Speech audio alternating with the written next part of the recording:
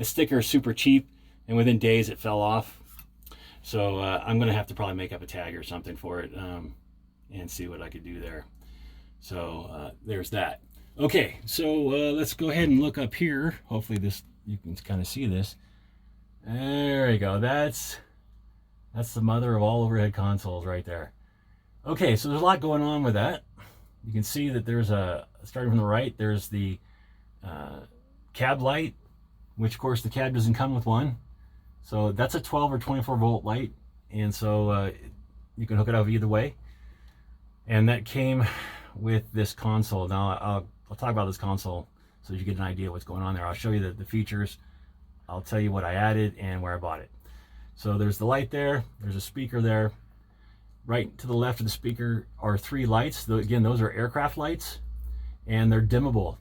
So they have 2 positions, which is like a partially closed where only just a little green dot shows, or if you open it, it has actually looks like a nuclear warning sign shape. There's like 3 triangles. It's green, and again, I just put the standard panel, in this case it's 12 volt that's running off of that, and so I put 12 volt bulbs in there, automotive bulbs, and so whenever those switches, which are a couple things over, whenever I throw a switch, I have a light indicator showing me it's on. Now, what you'll see up there is in between the switches and the lights are 3 round inserts. One shows me the voltage. In this case, it's 12 volts that's running this whole overhead console. There's a converter that sits on the top from 24 to 12 volts. And so everything on this console runs on 12 volts. So that shows me the 12 volts. The center one are USB ports for power.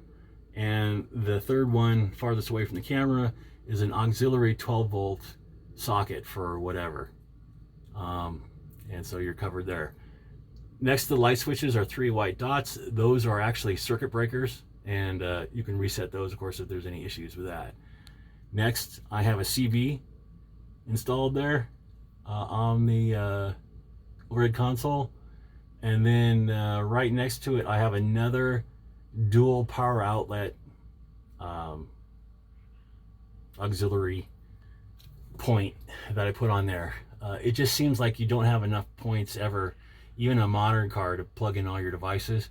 So in this case, those 2 are used for my GPS, and I have also, I don't know if you can see that, there's a camera right there. So I have a forward-facing driving camera that I use, and it plugs into those 2 spots. I'm going to hop up there real quick because I'm reaching. So excuse me while I do this. Get a nice look at the roof. There we go. Okay, so that's what's going on with that. And this truck also came with the electric windshield wipers. I think that's from the A3, the M35a2, and that came with the truck. So that was already there, so I didn't have to really do anything as far as that's concerned. But so it's got the electric wipers instead of the air operated ones. Now above the console is all these goodies. Now this guy right here is an amplifier and an FM radio, and it has ports for USB, SIM cards and things like that. If you have music or anything that you have on a portable drive, you can plug it in here. You can't see it, but underneath where my finger is, there's a couple little buttons that you can rotate through as far as whether you're using the auxiliary inputs, and you can play music off your USB stick or whatever through the speaker.